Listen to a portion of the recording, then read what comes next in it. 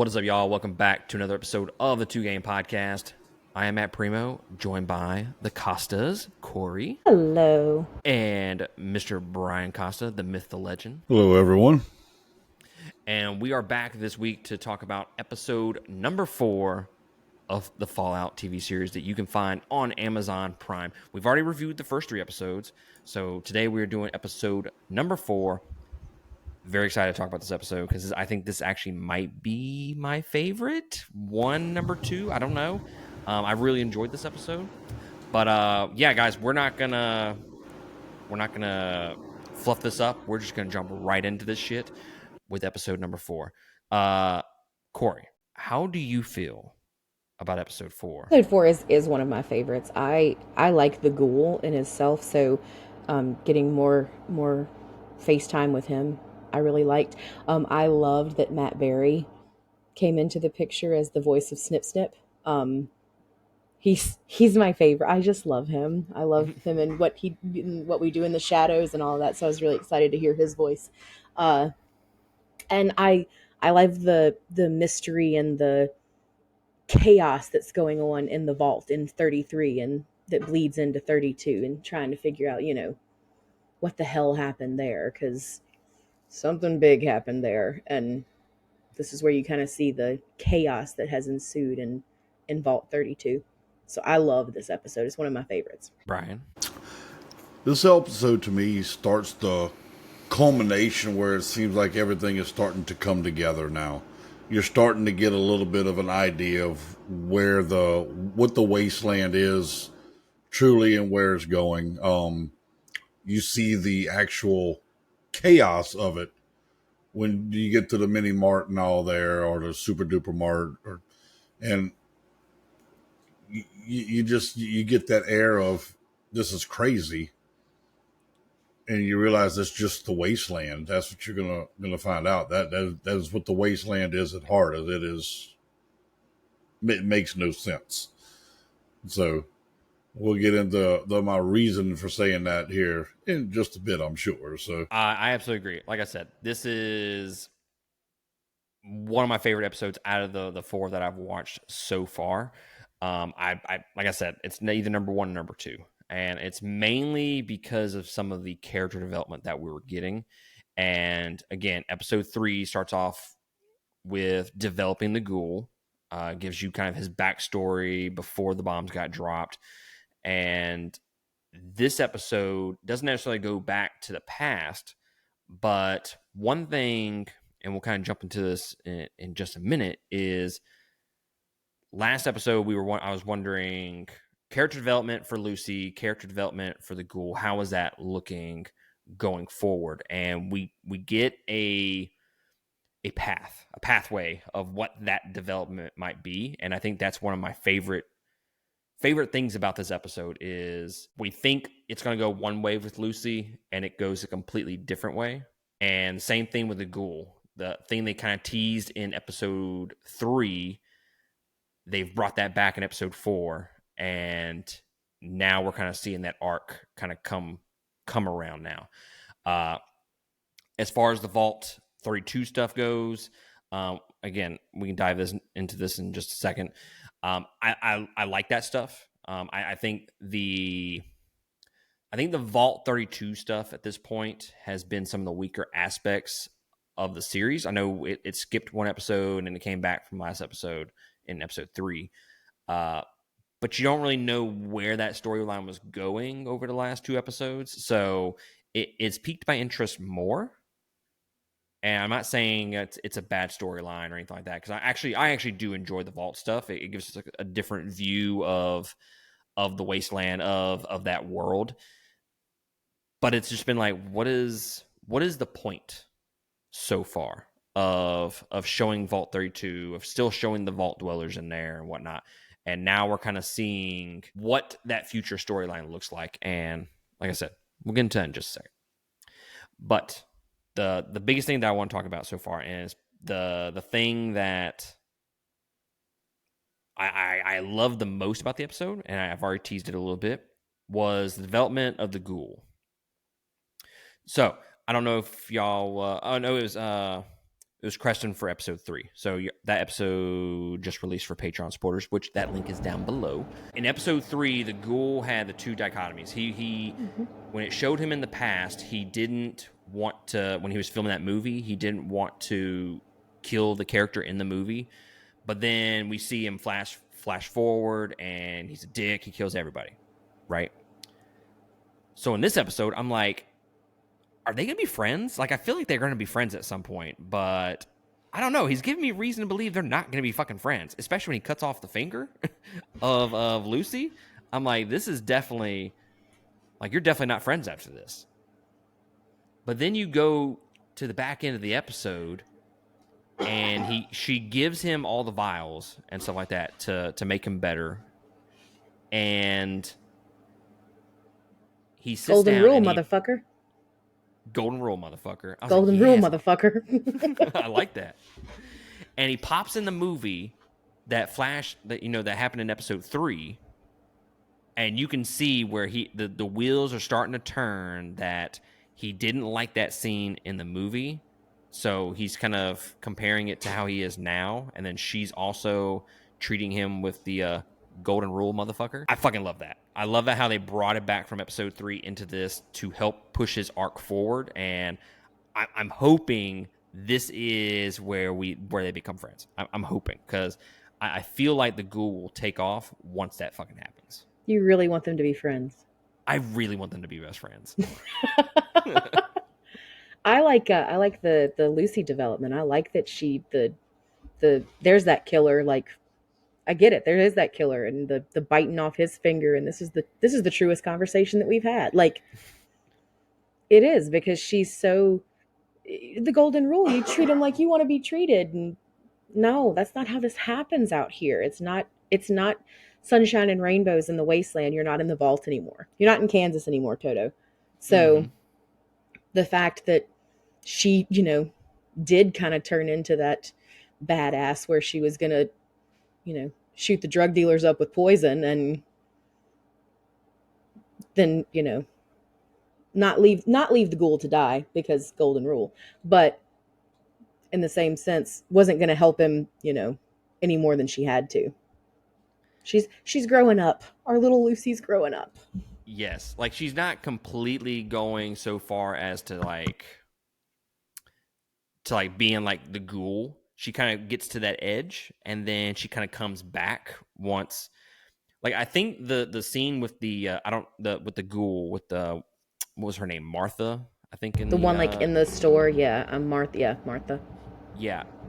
Like, she realizes that the world is not what she thinks it is at that point. And I think that's where her arc really starts. But then again, she still looks at it from the perspective of, you know what, this world might be absolute dog shit, but I'm still going to do some shit. Like, I'm still going to do the golden rule. I'm still going to treat people with respect and help others. But maybe not as much as I probably should have.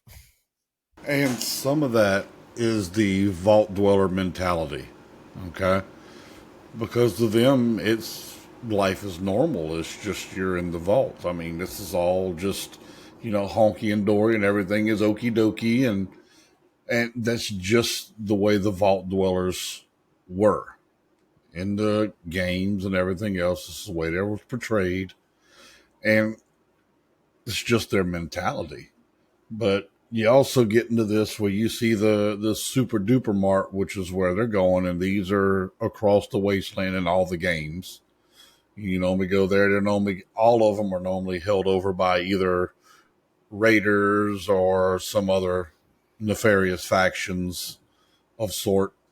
And there's normally just where you get your food and your loots and stuff like that. And it's good to see them bring that forward in this as well, because it is a huge part of the game, And watching the ghoul, and basically what he's doing, and I don't know if we actually talked on this, the medication he's taking, if I'm not mistaken, it's either Jet, I think is what it's actually called. In game, it's actually called Jet. But it's keeping his brain from rotting and going feral, is what it is. That's why the one you see, I'm Roger, I'm Roger, I'm Roger, I'm Roger, ass jerky.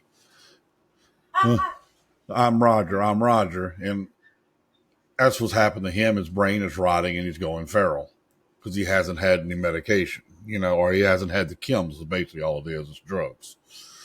But seeing the development through that and how they portrayed that was actually really good. I mean, I'll go back to say it like this again, too, that I felt like they have hit these points really, really well.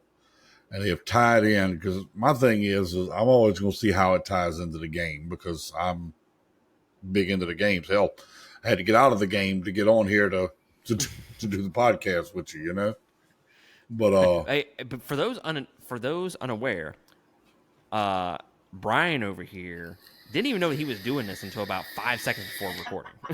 Pretty much. I was just over here playing Fallout 4. Yeah. Yeah, I can't reach back that far. Hey, come play with us. But like I said, that with the Super Duper Mart, seeing Lucy come out, and like I said, the chaos of it, of her going into the Super Duper Mart and Snip fixing her finger because her finger's gone. And it's, okay, he brought her there to heal you. It's making the viewer think, brought her there to heal her up, and then all of a sudden it's, we're going to go harvest your organs now. It's like, wait a minute, you fixed her so you can go harvest your... wait a minute. That's the wasteland right there. That's the insanity of it in a nutshell, perfectly laid out in front of you. Okay? It doesn't get any better than that, No, I thought the same thing. I was like, wait, you're going to put her finger back on just to harvest her organs? I mean, whatever. I just loved I thought he was going to sell me for sex or something. No! We're just going to harvest your organs. That's a terrible idea. We're just going to harvest your organs. I need more organs. All right, so the last little thing that we'll talk about this episode, and I feel like we don't get anything with Maximus in this episode, which I don't know if that's why I like this episode more, or if that's just going to help like propel his story further in subsequent episodes. I don't know. I don't know how I feel about that just yet. But we get stuff with Vault 32. We have Norm going over there. He's skeptical of what happened. And like I mentioned earlier, I haven't been the biggest fan of the Vault 32, 33 storyline up to this point. I think it's maybe the lack of execution with it all. Like, it's fine. I don't dislike it by any means, but I'm just wondering where that story is going more so than anything. And the ball is fixing to drop on that, and I think either next episode or the one after that, the ball is going to drop on that. And when you do that episode, you just remember, look up at the camera and just say, there it is, because it's going to drop, and it's going to tell you a lot about Vault Tech when it does. Mm-hmm. Okay? From what I told you in the first episode, right? Yep. Vault Tech is the devil. Yeah, so where the storyline ends in this particular episode, I have hope that this is going to be a really good thing, because they tease the tip just enough to be like, all right, I'm here. Like, show me what you got. Right. And that's one of the good things about this TV show so far in the 4 episodes. They're very good at teasing the tip. Like, we got the little tidbits with the ghoul. Like, we still don't know what the fuck the ghoul is or what the hell happened there. But now there's more of them, and now they go feral and they lose their minds and shit like that. And like, the ghoul has been around for what, since the I don't know since we the don't know bombs exactly dropped. It's when. been like 200 and something years, huh, Brian? I think the timeline was 210-ish years, something like that. But Yeah, but at what point did he start becoming the ghoul? the way it worked is the radiation from the bombs turned him into ghouls. So my thought process on it is, up to this point, was he did not seek proper shelter. Okay. Okay. Either that or he did, because if you hear his wife talking, she works for Vault Tech, you're going to assume they're in a vault, right? So either that or he left the vault too early or was kicked out of the vault, because they did do that as well too. And the radiation exposure turned him into the ghoul. We don't know yet. It's still yet to come, and even, there's still questions that have to be answered on that yet. But that's what we'll say. That's what turned all these people into ghouls was the radiation exposure. And once again, a tie into, like I told you, my favorite one's Fallout 4 is in the very beginning of Fallout 4. You've played this now. When you walk around, all your neighbors are out there. If you actually go up to them, all of them have names. Miss Dunnington, Mr. This, Mr. that. And you go down into the vault and you come out. When you find ghouls in the wild, some of them are named. And if you actually reference it back, it's your neighbors you're killing. Oh, nice. So they've all turned into ghouls from the radiation. The ones that aren't dead already, but you know how that works. Yeah. Yeah, I like how they're not like spoon feeding us like lore drops. I fucking hate it when like movies and TV shows just drop a huge ass ton of like lore to explain why somebody's the way it is. I prefer the method that the Fallout series is going about this with. Okay, episode 3, we're gonna introduce a little bit of stuff. Episode 4, we're gonna introduce a little bit of stuff, but it's gonna be more subtle rather than, oh yeah, we're gonna speak exactly what happened, this, and this, and spend 5 minutes talking about his history. So I much prefer the method that they're going about this, and it's not just him; it's all the other storylines too. They're just dropping little tidbits, And like Brian had said something about the wife working at Vault Tech, but there's a statement in the first episode that they're asking when they're at the party, when they're at the birthday party, and he says, "How did you get him to do this?" Because he's a big time movie star, and he's in there doing a kid's birthday, and one of the guys says, "Well, alimony." So somewhere in this timeline, before the bombs fell, him and his wife aren't together because he's paying her alimony. So that is true. you know what I'm saying? Like that comment is in the beginning of the first episode. So, but there is an episode, I don't know if it's the next one or the one after, where you want to talk about actually learning about Vault Tech, then it's coming up in the next couple of episodes, because it's not just there's so much that comes out in just one episode. And that's when it legitimately ties everyone together. And when I say everyone, I mean Vault 33 and 32. It ties the ghoul. It ties everything. Mm-hmm. Everything. And you're going to go, because I think when I watched it, because he watched it before I did, but when I watched it, I came out of the room and I was like, what the fuck did I just watch? And he's like, yeah, I told you. Just get ready. But yeah, overall, I love this episode. I'm still gonna put probably episode 2 at number 1, and then I'll put this one right below it. But really loving the character development of the series so far. I'm actually kind of, if you go based off of the first like 3 episodes, like there's not like a ton of character development in those episodes. It's more of spectacle and then more of kind of laying the foundation for the wasteland. Well, it's like a story building.